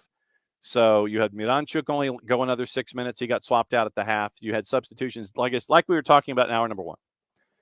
This is going to be a postseason, regardless of what your favorite team is, where that team is going to have to navigate to the next game and then to the next game. It literally is one match at a time. And I know that I probably just ended up putting $1 in the jar because of that. But to Jarrett's point, you are literally going to the physios and saying, okay, what do the algorithms give you about performance and where somebody is and things like that? Well, first and foremost, you're looking at Brooks and you're looking at Stian. You know what they're going to tell you, but what does the data tell you in addition to what they are telling you? That what they're saying is going to be one thing. What does the data tell you to your physios? And then how many minutes can somebody give me? That is where we are right now. Having played those 3 and 6, you get a little time off. And I think Rob gave them, Sunday and maybe Monday just to come in, rest, and regen. So I think the way it's going to look, it probably might give the appearance of a 4-3-3, but my gut tells me that you're going to have the standard 4 at the back. It's going to be some combination of Pedro, Derek, Noah / Stian, Luis / Ronald / Brooks. Somewhere in there, that's what it's going to look like. Then Dax is probably going to be your 6, and he drifts back to be your de facto third center back. Then it's probably Jay and Bart and Miranchuk. And then it's Daniel Rios and Jamal. You probably have Tyler as a part of the discussion. You've probably got Saba. You got Saba on the wing as a part of the discussion. I think I just gave us 13 guys. So, shoot. Sometimes you never know. So, all right, let's workshop this real quick. So, Saba, maybe Daniel. Then you've got AM59. You've got Dax as a 6. You've got Jay. Is it Tyler on the wing, or is it Jay up on the wing like we saw in the graphic before? Then it's probably Pedro, Derek. The Stian question, is it Stian / Noah? And then Brooks. So is it Tyler, Daniel, Saba, Miranchuk, or if Tyler's out, then Jay ends up going forward, and then it ends up being Bart. So that's probably what I'm thinking. So it probably ends up being something of a 5-3-2. by the time you look at it. The lineup is a 4-3-3, but then Dax drops back to be that third center back. So it's probably Jay on the graphic. Jay, Daniel, Saba, Miranchuk, Bart, Dax, Pedro, Derek, Stian/Noah, Brooks/Ronald, and then Luis is in there somewhere. Efra's probably in there somewhere. Luke Brennan's probably in the discussion somewhere. And Tristan's in the discussion somewhere. Maybe Shonday, who knows? Because once again, as Jimmy McGinty said, there is no tomorrow for you. And that makes you very dangerous people. One of the best football movies ever, The Replacements. Jimmy McGinty, the head coach. Jimmy McGinty is a winner, Pat. And so that's like I said, that's me just workshopping and shape-shifting against the team that can be had at the back. So that's what I'm staring at when it comes to that particular kind of activity with Atlanta United and with Messi and friends coming to town on Saturday. Man, it's Wednesday already. Unreal. All right, so got a couple days left for MLS to get ready for match days 2, and we'll get ready for that. Yes, absolutely. Hang on. I got to do it right. See, now you're going to have me grab the speech and the halftime stuff. What's it going to take for you to turn this around, Coach McGinty? Heart. Excuse me? Heart. Miles and miles of heart. There you heard it. Coach McGinty says they're going to have heart to get back in this game. Shane shows up in the locker room. Shane Falco, footsteps Falco. What took you so long? Traffic. All right, Bart, let's carry this analogy a little bit. Who's going to be Shane Falco on Saturday night? Who is Shane Falco? Who is going to be the leader of the Washington Commanders on Thanksgiving night to beat the Dallas Ropers so the Washington Sentinels can make the playoffs? Who is going to be Shane Falco? By the way, where is it? It's right there. Like I said, I have more Washington Sentinels movie gear than any human being should be allowed to have. I have a Dallas Ropers hat, the team that Washington beat to get into the playoffs. On the touchdown pass from Shane Falco to Brian Murphy, I have a Dallas hat, a movie prop, over my head here in the on the train track here in the office. I have a Dallas golf shirt. I have a Miami Barracudas golf shirt. I have a lot of Washington Sentinels movie prop wardrobe. I will wear it proudly, especially come playoff time, which means I probably should break it out. Everything from T-shirts to zip-up jackets and you name it. I've got it. Hats, the whole schmear. This is what happens when you go and search the replacements on eBay. And when somebody says, movie wardrobe, you instantly lock into it. I have no earthly clue how much money I've spent on movie wardrobe from the movie The Replacements, but it's a lot. And it's not just from your Washington Sentinels either. So if you ever see me wearing Washington gear, it is because it is the Washington Sentinels. Not the football team, not the Commandos. As much as I enjoyed the WFT season, I have Washington Sentinels gear like nobody's business. And the boss actually likes the movie. So if you see the boss wearing Washington Sentinels gear, that's where it came from. That's where we are in this household. Absolutely in this house. So Bart, carrying the analogy forward, God bless you. See, now I've got to write down, okay, where's my grid for the week? I'll probably hit it. All right, so, yeah, it's not here. All right, so dump Jimmy McGinty speeches from The Replacements. Okay, so now I've got that written down. All right. So Bart says, Shane Falco's Brooks Lennon miraculously recovering from his injury in time to deliver across the TRA in the dying seconds to beat Miami. I like that. And so I guess let's see. Nigel Gruff, maybe that's Saba, just from the hair. I'm guessing. And then we're the guards. That would be Derek and whoever the other center back is. Atlanta United as the replacements. I see how this is working. And by the way, I got the sneak peek. I saw somebody post online the apparent sweatshirt for the Falcons Outcast wardrobe. Oh, my God. Oh, my holy blanking God. If they have it in black,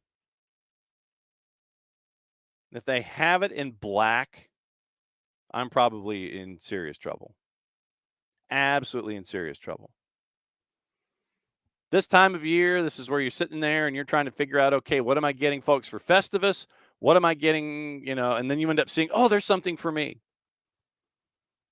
See, this is the bad part about Festivus, is that you're shopping for others and then you end up shopping for yourself more for more than you end up shopping for others, because you'll see a special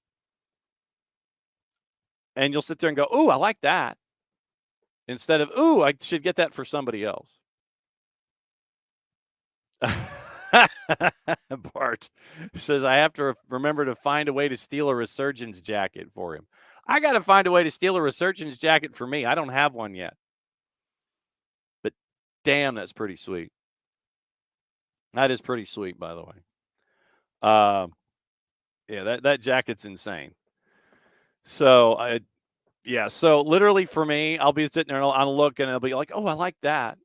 Like you get that for so-and-so, and then you go, oh, I like that. That's how this runs. Legitimately, that's how this goes in these situations. You end up shopping more for yourself than everybody else. And then you try to sit there and figure out, okay, well, if I get this for myself, then I can, give this to somebody else. Don't think I don't see how this works. Traditionally, I am a horrible shopper. Meaning I end up shopping more for myself than I do for others. So, you got that. You got that hanging out for you. Okay, let's go. Let's take the tour around the planet. Let you know what's going on, gossip, rumor, and innuendo. What to watch, where to watch it, how to watch it, those kinds of things. And what else is going on today that is a part. We'll go over what happened last night in Libertadores and Sudamericana. If you haven't had the chance to catch the Copa Libertadores show on the network with our buddy Howard Hamilton and our friends from Soccer Metrics. He went over the semis last night. And so that happened, and you could catch that on Fanatis, fntz.co/soccer down here. You catch that on BN, all the BNs. You get the BNs, you get TSA, Nuestro Tele for the fans, CDO, Liga 1 Max, Liga 1 Max Pro, all the places. You can catch that on Fanatis, fntz.co/soccer down here. Helps out the show, helps out them, helps out the network, and it helps you out be a true degenerate for everything going on in leagues that you may not have thought existed. Our buddy Nino Torres and Gold TV is a part of that also, so you can be caught up on the activity in the Portuguese league and the Peruvian leagues, etc., etc., etc. Okay, gossip, rumor, and innuendo. If I could figure out how to type, because you sit there and it's like you go to your main gossip site, and then it's like, you didn't type that. And I'm like, yeah, I did type it. And it's like, no, you didn't. So here's your resident gossip. Newcastle keen on signing Bryan Mbeumo in January from Brentford, but they face spending restrictions. That's from our friends at the Telegraph. Liverpool and Arsenal also hold interest in Mbeumo, who Brentford value at about $50 million. So what you would have gotten is, I think, $115 million, or close to, with the Ivan Toney / possible Bryan Mbeumo transactions, 100 to 115. And we mentioned the Ruben Amorim situation. Still in charge for the next league fixture on Friday before traveling to Manchester, according to CNN Portugal. He wants to sign, meaning Amorim wants to sign Sporting's center back Gonçalo Inácio, English winger Marcus Edwards, and Portuguese forward Pedro Gonçalves once he is at Manchester United. And then Ruud van Nistelrooy, according to The Independent, expects to leave the club when Amorim is appointed. Four-letter paper is saying that Manchester City remain hopeful that Pep will extend his stay as manager, and the club are adamant that they had not lined up Amorim as a potential replacement, considering who their new sporting director is and where they got him from. See Portugal, Sporting CP. Then Guardian says whoever succeeds Erik ten Hag will have a limited budget to strengthen the squad in January. That's not too optimistic. Manchester United interested in signing Bayern Munich's Alphonso Davies, but the players settled and moved to Real Madrid. Some of our friends at Gimme Sport. Arsenal working on a deal to sign Leroy Sané when his Bayern Munich contract expires next summer. Sporting are willing to sell Victor Gyökeres. This is from Florian Plettenberg at Sky Germany. Sporting are willing to sell Victor Gyökeres for between 50 and 58 million pounds next summer. City, Arsenal, Liverpool, Chelsea, United. Manchester United are going to cut their losses on Antony following Erik ten Hag's sacking. All they did was drop 86 million pounds on him when they picked him up. Ange Postecoglou is leaning towards offloading Timo Werner at the end of the season. And West Ham, according to Football Insider, unlikely to have any money to spend in the January transfer window. They had been linked to Atalanta's Ademola Lookman and other attackers after the slow start to the campaign. West Ham launched a transfer spend in the summer with more than 120 million pounds of new signings at the club.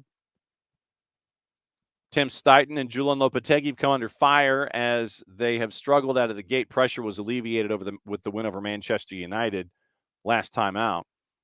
Lopetegui backed heavily in the summer. Believed he will not be given significant funds to improve the squad in the new year. Merry Christmas. How you doing? Apparently not very well if you're going to be Julian Lopetegui. So you have all of that to keep an eye on as well. Speaking of Manchester City, there's also talk, this is the word that I'm looking for, talk, that the Kevin De Bruyne injury might be more complicated than folks might have initially thought. Will Unwin at The Guardian. Guardiola revealed that it was more complicated. The thigh injury is causing greater concern than anticipated. Manager said that Manchester City will be in trouble if players do not return to fitness soon. De Bruyne is going to miss the Carabao Cup fourth-round tie at Spurs Wednesday night along with 5 teammates. Pep Guardiola has said that we traveled like 2,500 miles recently. This is the least priority that we have, meaning the Carabao Cup. So Gummy Bear Cup, not a shock that this is like way down the list of priorities. It's like League, Champions League, maybe FA Cup, and then whatever else. De Bruyne has not featured since coming off injured against Inter in Champions League on 18 September. Expected the midfielder to be available by this point, but despite a return to training, he remains on the sidelines.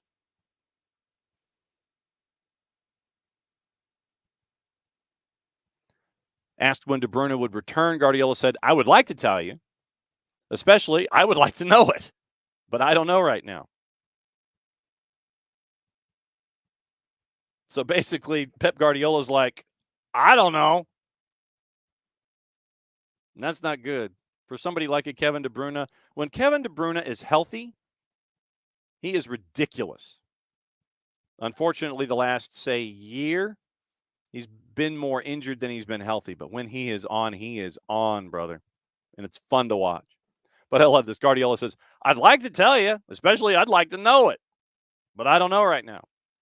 He feels that he can train, but not to go to that level that we need in competition. When you kick the ball or something, he still has pain, and he doesn't feel right.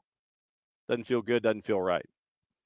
Kevin has to feel good to express his huge talent that he has. He's feeling better, but not the best. Guardiola will not have in this Gummy Bear Cup matchup against Spurs Kyle Walker, Jeremy Doku, Jack Grealish, Oscar Bob, and Rodri to go with De Bruyne. For sure, if these guys don't come back as quick as possible, we'll struggle because we cannot sustain with just 14 or 15 players for the season. We need the players to come back. It is anticipated, according to Unwin, that he will call upon from City's U21s against Spurs. Quote, we have a problem that we have a lot of injured players, and I cannot play like I would imagine. I don't want to put much pressure on the young players to be in this stage against this opponent for the way they play. That's why I have to make a mix for the players for split minutes. Guardiola praised the coaching of Ruben Amorim. City beat Sporting 5-0 in Lisbon, then drew goalless in the last 16, tie in 22. All I can talk about is the experience of playing twice against Ruben's Sporting Lisbon team, and it was really good, meaning the performance. I spoke with Mateus Nunes, and he was his player, and he speaks highly about him. And look, this season he's unbeaten, winning all the games in the Portuguese League and the Champions League, the same points as us. Guardiola brushed off the notion, according to Unwin, that 39 is too young. Quote, why is it a problem? Sidebar, it shouldn't be. Why is it a problem? I started at Barcelona, 37 years old, coming into the 4th division. So knowledge is knowledge. If you are able, it doesn't matter. For that reason, Lamine Yamal could not play football at 17 years old for Barcelona, right? So what's important is talent. If you're good, it doesn't matter the age. And Pep also said that Erik ten Hag would be welcome to visit City's training ground if he wanted to do so before taking another gig. Quote, always we are open. But I think he knows exactly what we do. I think it's not going to happen, but I know his agent a little bit, so the relationship is there. So if you wanted to, you can come by. Be cool to see you. But, I'm not anticipating it happening. Also out of the Guardian, you know how we've had the discussion about the Club World Cup and how they're still looking for a TV partner? Today, I feel Brandon Tartikoff. That's a Google reference for today, kids. Still looking for a TV partner. Clubs are still trying to figure out how they're getting paid, and how much. It's like, yeah, we're coming, but how are we getting paid? What are we getting paid for this? And Gianni Infantino is still looking for a TV partner. Thought it was going to be Apple at one point, and that got quiet. But who domestically is going to step up? Is it going to be Big FOX? As a part of their deal and the handshake, wink, wink, nudge, nudge. How'd you do? Handshake with FIFA? Don't know. And 9 months, well, 7 months, really. 7 months is going to be here before you know it, especially in planning. And once again, when you have a byline that has more than one reporter, that's never a good thing. Ed Aarons and Romain Molina at The Guardian. Headline, FIFA in dispute with Adidas and Coca-Cola over Club World Cup sponsorship. For a tournament that is looking for a broadcast partner and is looking for ways to pay the bills, I would anticipate that this is not a good thing. Just saying. FIFA's in dispute with Adidas and Coca-Cola over sponsorship rights for the Club World Cup here in the U.S. Separate cases have been lodged at the Swiss Arbitration Center in Zurich, and they're expected to be heard in the coming weeks. And that was smart by FIFA to do it as a home game for them and not do it over here, considering this is where the venue is for the Club World Cup. FIFA's playing home field and filing these cases. FIFA has announced only one sponsor for the tournament. It's believed to relate to disputes with Adidas and Coca-Cola over an agreement in their deals that FIFA will include them as official sponsors for all of its competitions. Sources have told The Guardian that both companies, quote, are less than thrilled with the situation, end quote, after FIFA attempted to negotiate new contracts for the revamped Club World Cup. Remember, 32 teams now this time. Adidas and Coca-Cola signed deals to 2030, thought to be worth about $70 million for each 4-year cycle. So it's like $17,750. And are believed to have been unwilling to enter a tender process. Swiss Arbitration Center is a dispute resolution mechanism often favored by multinational companies, especially those that might happen to exist in Switzerland. That was my own guess. But like I said, smart for FIFA to try to turn this into a legal home game. Smart play. Insiders have accused World Football's governing body of prioritizing the tournament and its projected new income streams over existing relationships with some of its most loyal sponsors. The 26 World Cup sponsor, Bank of America, and the PIF are among those thought to have been approached regarding Club World Cup sponsorship. A FIFA spokesperson saith, quote, 5 lines, 2 sentences.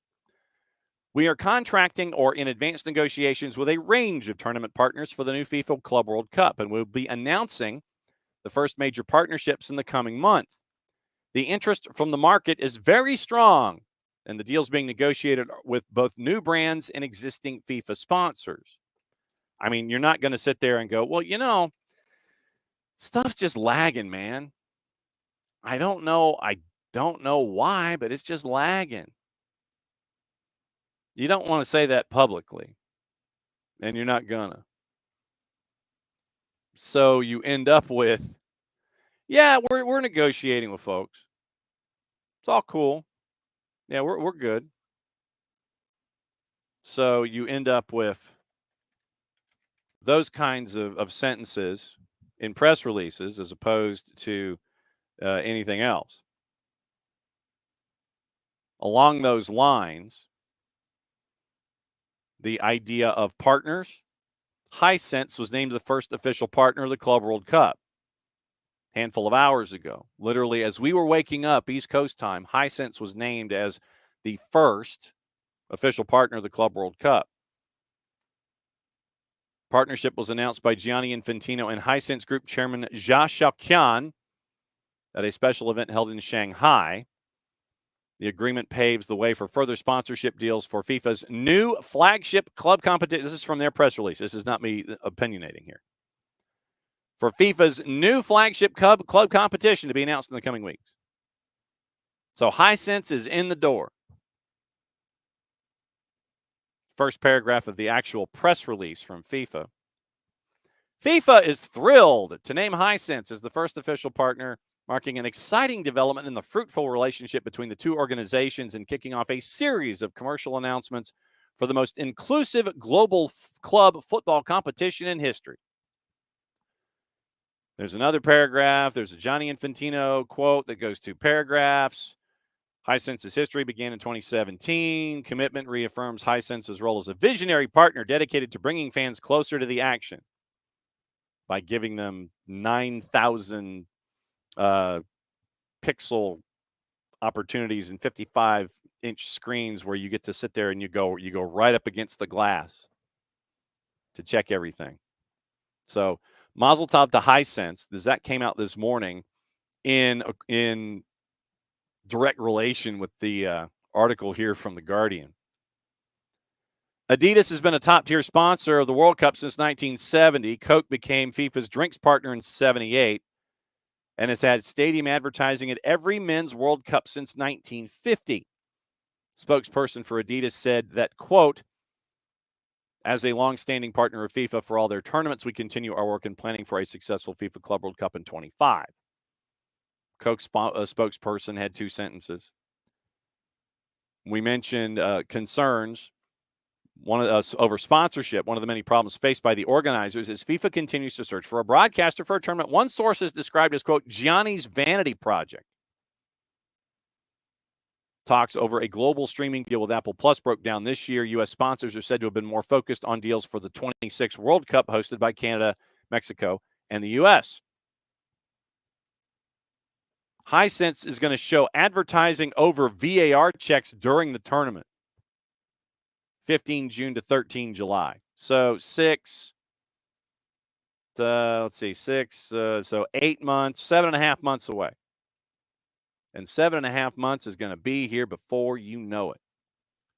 It's going to be here before you know it. I'm not kidding. Like I said, we talked to all of these new folks that are in the process of getting everything squared away for new franchises and stuff. Yeah, they're starting their new franchise next year. I hate to break it to folks, but next season legitimately has already started. Next season has legitimately already started. Planning for all of that better be going on now, or you're in serious trouble. But once again, shocking no one. Shocking absolutely no one is a part of this discussion. You're still having problems, and now you're trying to sit there and go, well, you know, if you want to be a part of things, it's going to be a separate deal. And you can understand why folks are balking. Bit of an update from our friends at the Times on the Ruben Amorim saga. We mentioned the 30-day out window. Before the show started this morning, Paul Hurst and Charlotte Dunker have revealed Sporting now won an extra £4 million to take coaches to Manchester United. So Amorim, you're good at £8.3 million, 10 million euro.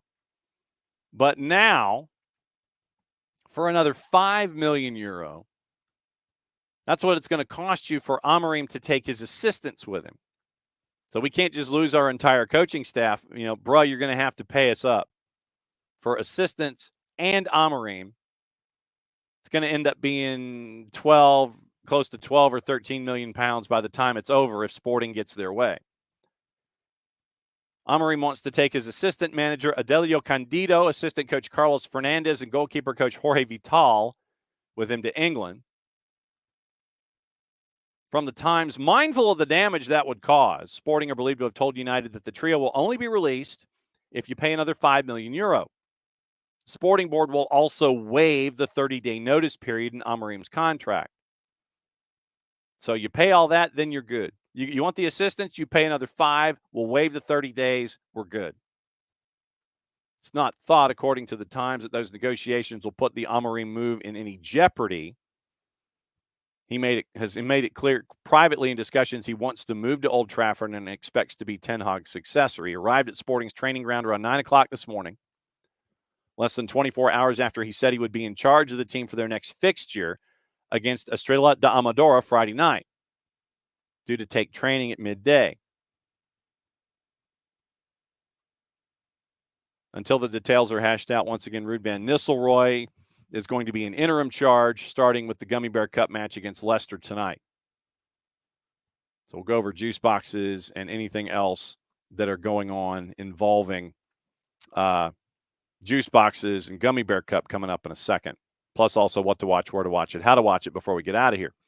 Under the terms of Amorim's latest Sporting deal, which he signed back in November of 22, release clause was €30 million for another Portuguese club, $20 million for foreign suitors.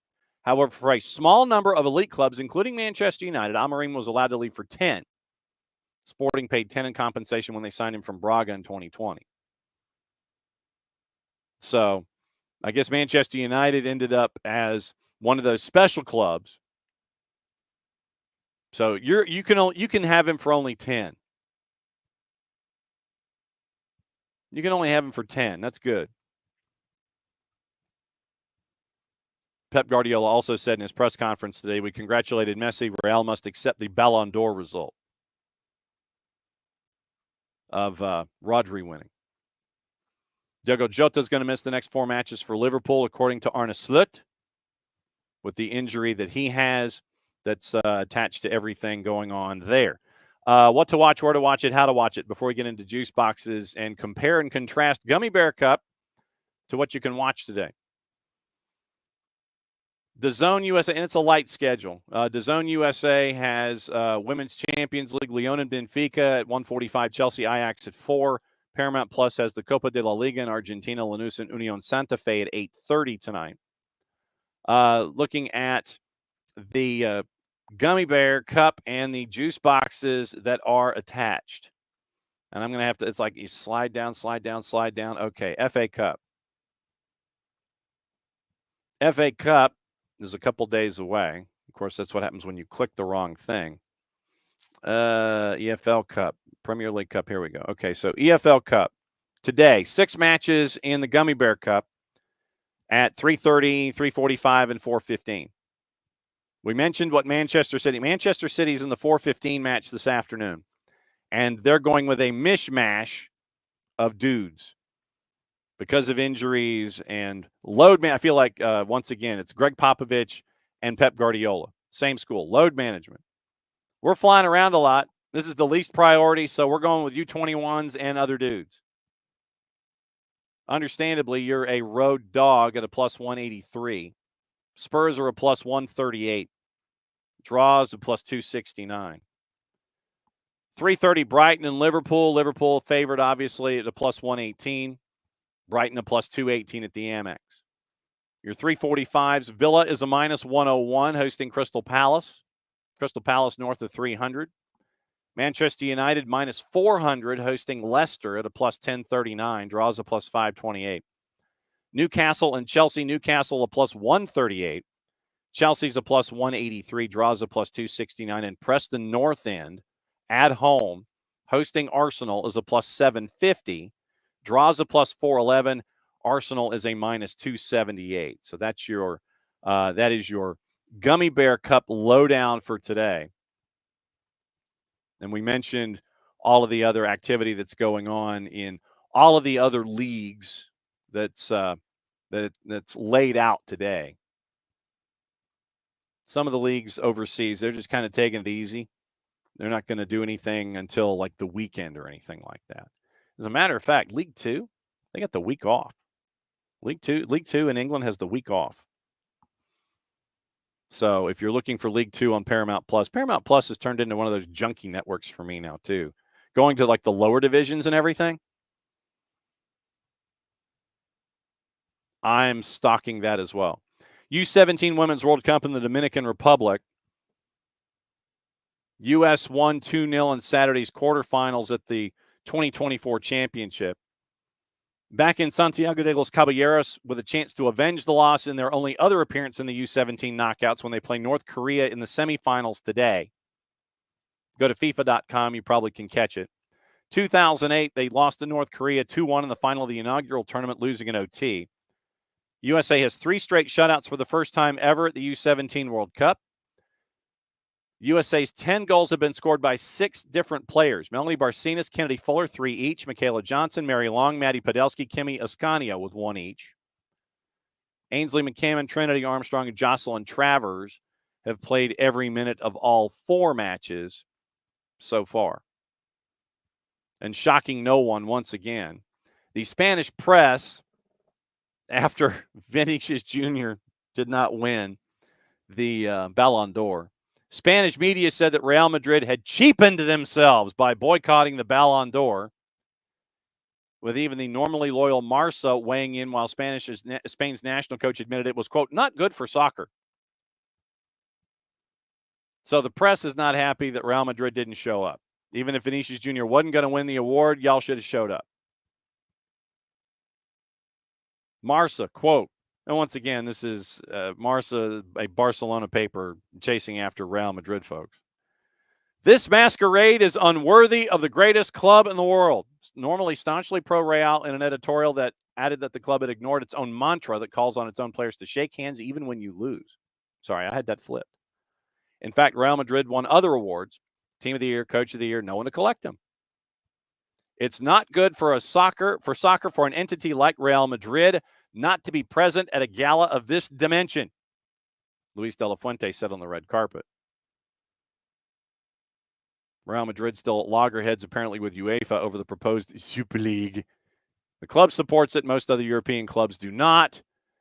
Quick to blame the European governing body for Vinicius missing out on the award. It is clear that Ballon d'Or - UEFA does not respect Real Madrid and Real Madrid does not go where it is not respected. The only thing missing out of them is a harumph. Didn't get a harumph out of you. Vincent Garcia, editor-in-chief of France Football, which organized the event, denied there was any anti-Vinicius or anti-Real Madrid conspiracy, quote, telling L'Equipe. UEFA has been involved in supporting the gala this year, but it is France Football that awards the prize. There is no possibility of manipulation. We ain't doing nothing wrong. I mean, Rich, you were at a doctor's appointment. We just kind of talked about MLS Next Pro and the fact that it is 1 versus 2 in the semis in the West, and Philadelphia is hosting Crew. All of the goals ended up in the Western Conference. But Crew, Union, All Caps, and North Texas, your final 4. And I think we've got the coaching assignment. I mean, the reffing assignments for the conference finals, by the way, now that you've reminded me of that. That came out this morning. Okay, so 6 o'clock at Subaru Park on the week on Saturday. It is Eric Tattersall, your man in the middle for them in Crew 2. Zach McWhorter, Bennett Savage. Your ARs, J.C. Griggs is your 4th. At North Texas, Tacoma Defiance. At Choctaw, Eligio Oreguin is the man in the middle. Matt Trotter, Fernando Fierro, your ARs. Adam Kilpatrick is your 4th. So the reffing assignments for MLS Next Pro semis, 6 o'clock and 8:30 Saturday night. While a lot of us are watching MLS Cup playoffs, might have this on a separate monitor, so you can keep an eye on that. But no, it's continues to be for MLS Next Pro. It is a lot of the same familiar faces. Rich, I hope all is well at the doctor's office. But no, didn't miss a whole lot. We just laid it all out and went where all the goals were. On Friday, we will have our review preview, and we'll have some highlights from a couple of the matches, one in the East and one in the West. And we'll set the table for everybody with what's going to happen there in the conference semis. We'll also have our USL Championship and USL League One previews as well. Remember, Kaylor Hodges came by yesterday to talk about everything going on in the USL. You can catch up with that on the network. Remember, tomorrow it is possibly, probably, perhaps, maybe good news out of Greenville. They're anticipating that folks will meet the Greenville Triumph and the Liberty and the government of Malden, South Carolina later this afternoon. So maybe we'll have some Greenville Triumph representation at 9:15 tomorrow morning to talk about something that might be happening this afternoon, that is happening this afternoon, that might be good news. Then the Power Hour tomorrow with Nino and Nico discussing everything from Libertadores Sudamericana, Ruben Amorim, MLS playoffs. That's all tomorrow. So that means we have to come back in a little less than 22 and go over everything. So as always, it's great to see all of you folks and hear all of you folks here on the morning show here on SDH. So when we come back tomorrow, it's going to be probably good news for League One and for USLW. And it'll be the Power Hour with Nino and Nico going over everything from international to South America to MLS playoffs to get you ready for your Thursday. So since it is the end of the show, thanks for dropping by, as you always do, as we figure out what's going on in the world of soccer. We talk through the world's problems, and we make it a better place for everybody every single day when it comes to the sport that we talk about and love and get to be fans for and appreciate. We want to make it better. We want to make it viewable for everybody, and we want to introduce it to places that might not have considered keeping an eye on it before. So that's what we're here for. See you back here in a little less than 22. Mucha Plati. I'll play it safe since that's the end of the show. That means I get to do this. We'll be back at it again tomorrow morning, 9:05.